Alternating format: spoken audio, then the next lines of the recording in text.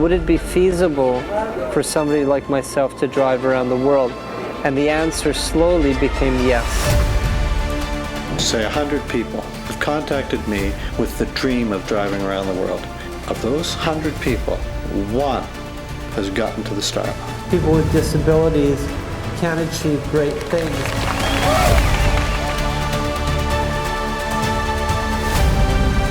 Mike needs a vehicle like that because it's who he is. He needs power, he needs strength, he needs speed. Yesterday was bar none the toughest driving I've ever done in my life. He'd collapse almost.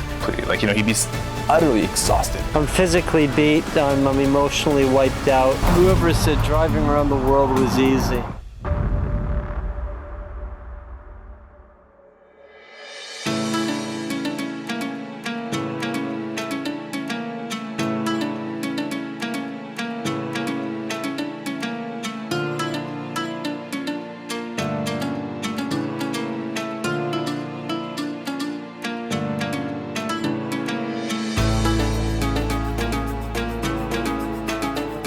After saying goodbye to our extended team in Istanbul, we made our way through the northern interior of Turkey, encountering many diverse landscapes and a noticeable change in culture going from west to east in many of the small towns we visited.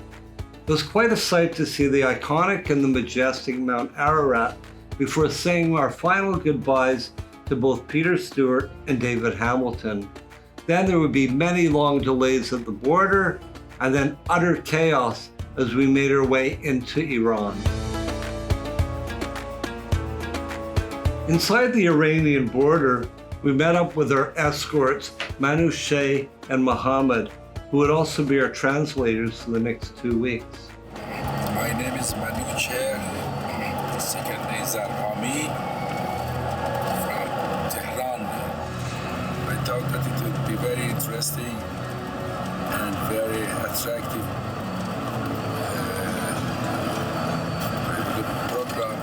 Now in one of the most oil-rich countries in the world, I actually filled up my 150-liter tank for only $8 Canadian. Running behind schedule, we were driving right into the nighttime, and then we came across what looked like a roadside police checkpoint, but were pleasantly surprised to find out that the Welfare Organization of Iran had organized a grand welcome and a reception just outside the Tabriz city limits.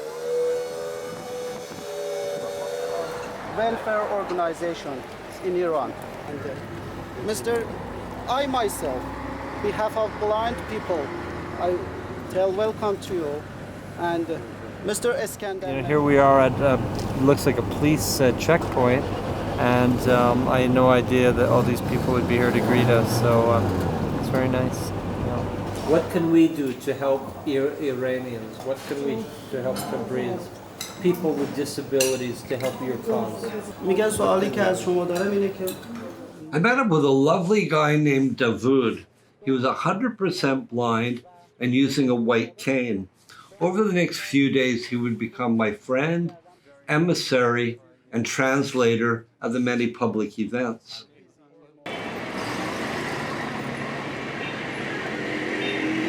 We had quite a memorable visit to the Shabler Welfare Organization Rehabilitation Hospital in Tabriz.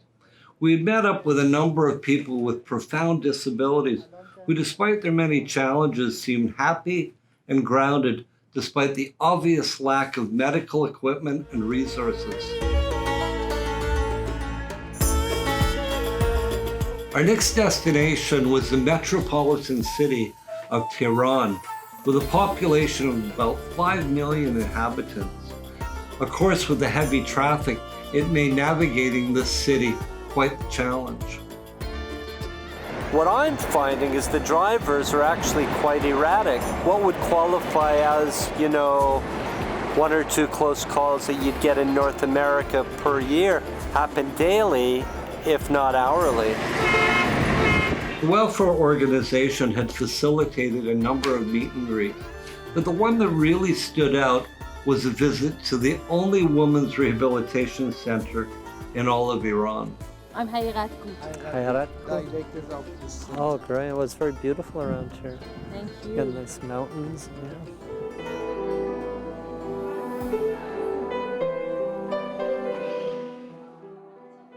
We were treated to a poignant piano recital by a young girl with dwarfism who was actually playing the keys with her feet alongside another young lady with a profound disfigurement who was playing it with limited use of her upper limbs.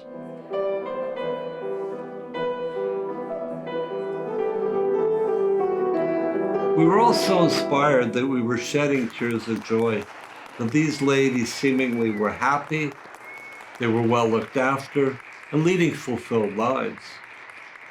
Fortunately, the Canadian home team had organized for Jason Louiso, a registered nurse from Ottawa, to rendezvous with us in Tehran. He learned very fast. He was a nurse, a trained nurse as well, so he knew a lot of, he learned very quickly aspects of care and could do everything as well, which was good. As we steadily made our way east, we stopped at the holy city of Qom and then to Esfahan before finally arriving in Yazd. Okay, it's like a throttle. Okay, brake. Brake is forward. So you got throttle. The next morning, I had one of my most interesting meetings with a young guy who had contracted polio and a man who was a paraplegic.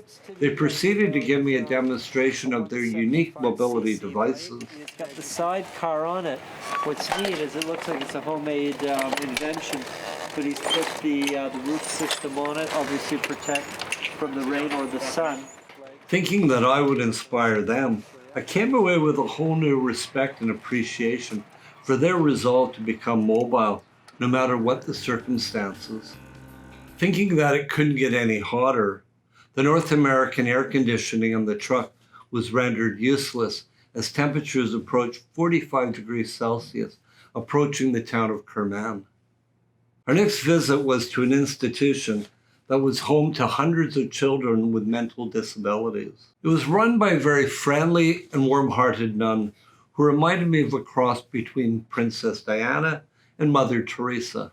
She devoted her life to looking after these young people with profound disabilities who would have been otherwise forgotten by society. Many were malnourished, skin and bones. You could smell the urine and feces in their soaked mattresses, with flies buzzing around their faces and unable to brush them aside. It was horrible.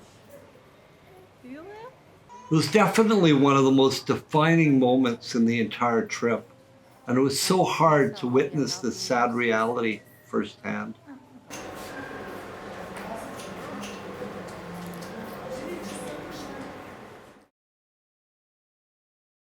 Once again, the inaccessibility of the only hotel we could find late at night had only one accessible room, but it was up 3 flights of stairs.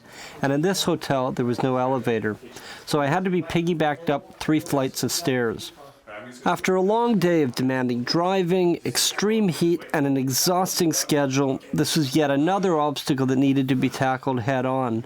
Of course, the job was not over until my 200-pound power chair was also lifted up the 3 flights, and then the entire process was reversed the following morning. As we drove eastward into the small village of Bam, we approached the Kavi Ilut barren landscape, one of the largest stretches of desert in the entire Middle East. At the end of the desert, I worked my way up a mountain pass, but for some reason couldn't accelerate. I thought it was due to the overheating of the engine, and of course the poor quality of leaded fuel. So basically we're running without that, but we're also running on leaded fuel, so maybe it's dirty gas. I don't know. You have 2 problems, about the gas here. Maybe it has a little bit of damp or water in it, Because of my paralysis and inability to perspire, I retain more heat than an able-bodied person, and it's difficult to cool down. I think that George and Jason may have misunderstood my symptoms, and they thought I was jeopardizing my own safety and perhaps theirs. I have to make a call to Canada, please. To Canada. Is it 001? Yes, here's our one. Well, just had some health concerns about Mike, and I don't think we can really continue the way the vehicle is right now because he's at risk of having seizures. His temperature was 39.9 2 days ago. I'm phoning from Iran. Roger's not around, is he?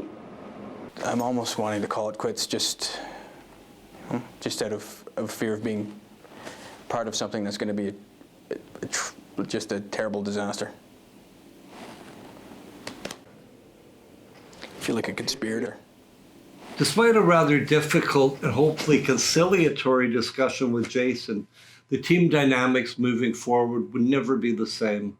Despite the obvious oppression of certain rights and freedoms, especially towards women, I found the Iranian people to be proud, educated, empathetic, and extremely supportive towards our cause. Dancing on the trampoline, doing gymnastics.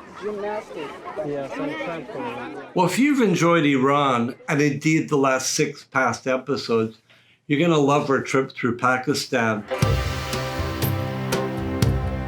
where we encounter more extreme heats, some of the most dangerous road conditions, and some of the geopolitical hotspots in the world.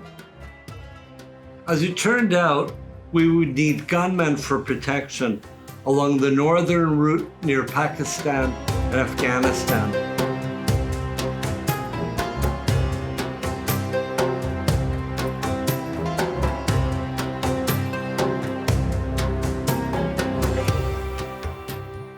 Please remember that people with spinal cord injuries are suffering more than ever during this global pandemic.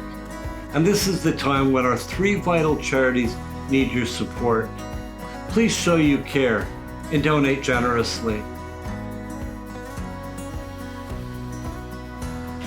Thank you for watching.